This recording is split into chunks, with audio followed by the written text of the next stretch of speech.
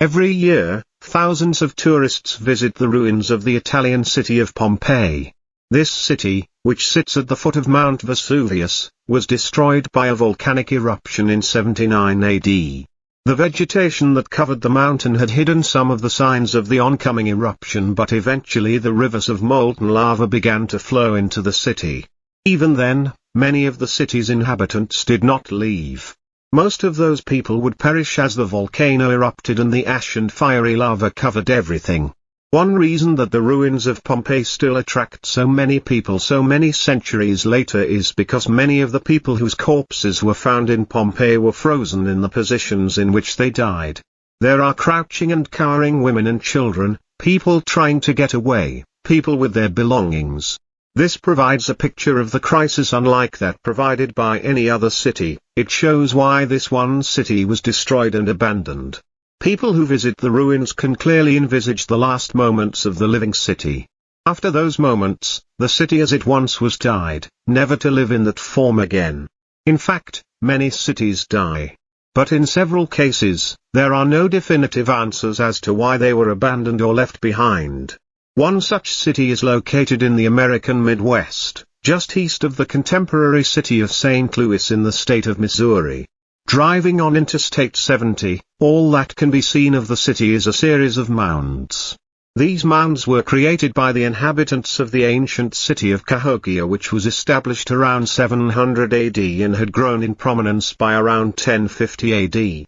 While it would be impossible to tell now, at its height the city was said to have rivaled London or Paris. Unlike Pompeii, it is not exactly known what happened to Cahokia. It is said that when the city was at its peak the mound-like structures that still remain, housed markets, temples and space for all sorts of rituals.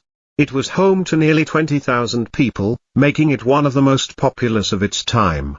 The culture was rich and there is evidence of beautifully sculpted vessels and statues made of clay. Farmers were responsible for maize cultivation. And yet 200 years after the city was at its peak, it declined and was eventually abandoned. No one knows whether Gaza City will live again. However, witnesses will know why and how this particular city was razed to the ground. One of the many theories as to why Cahokia was abandoned was that the people who lived there cut down too many trees from the adjoining farmlands. It was theorized that, as a result of the deforestation, there was nothing to prevent the area from repeated flooding and consequent devastation. However, recent research published in National Geographic revealed that the soil around the mounds was not disturbed all the way until the 1800s. This meant that there was no significant deforestation by the Native American population.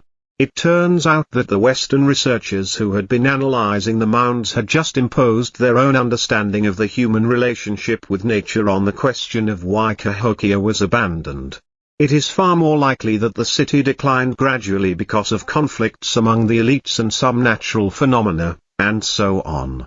It is only natural to reflect on these cities of long ago at a time when the whole world is witnessing the deliberate devastation in Gaza City and other parts of the Gaza Strip by Israeli bombing.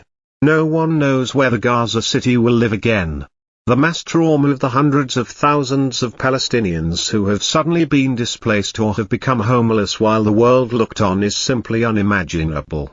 However, our generation of witnesses will know why and how this particular city was razed to the ground.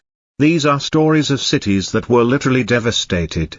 But, there does not have to be an actual destruction or even ruination of a city for it to be lost forever. In a live performance that famous ghazal artist Tina Sani gave in Kathmandu, she prefaced her performance of one of Faiz Ahmed Faiz's poem with a wistful remembrance of Karachi as it was in the 1960s. The city has changed so much, she noted, too many of the people who made it what it was have gone. The poem is Kuch Pili in Ankunage. Before my eyes a little while ago. Tina Sani's words and Faiz's poem remind one of the fact that cities can be lost when the people that make them leave, or even when one leaves oneself. It is often said that one does not step into the same river twice. This could also be said about cities. Once a city is left behind, the passage of time ensures that one does not step into that city again. Immigrants recount this phenomenon again and again when they return to the cities they once lived in after a long period of time. In their minds, the frozen city that they left behind, one they reference repeatedly in their mind's eye, is more alive than the actual version of that city as it actually exists. Many of them find that returning to these cities after a long time is a disconcerting and even an unpleasant experience. The city they once knew is gone, or at best bears only a passing resemblance to the one they had left behind. Comparing its present is a difficult reminder of the truth that the city that they loved is a thing of the past and will never live again, or at least not once it no longer lives in their heart. The writer is an attorney teaching constitutional law and political philosophy. Rafia.zakaria@gmail.com. Published in Dawn, November 29, 2023.